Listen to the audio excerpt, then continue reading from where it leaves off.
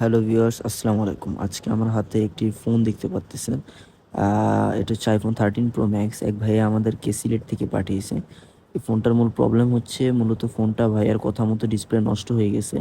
এক শপে দেখাইছিল ডিসপ্লেটা কমপ্লিটলি ড্যামেজ।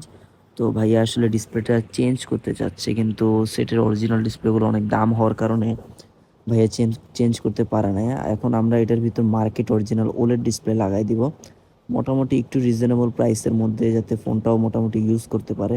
তবে ডিসপ্লের কোয়ালিটিও কিন্তু বেশ ভালো, খারাপ নয়। তো এটা হচ্ছে ডিসপ্লেটা দেখতে পাচ্তেছেন। এটা হচ্ছে 13 Pro Max এর OLED ডিসপ্লে। তো ডিসপ্লেটা দেখতে পাচ্তেছেন যে আমরা লাগাবো, তো লাগানো কমপ্লিট হয়ে গেছে। তো এটার কালার রেজুলেশন মোটামুটি বেশ ভালো কোয়ালিটি, 19-20 তফাৎ সেটের অরিজিনালের সাথে।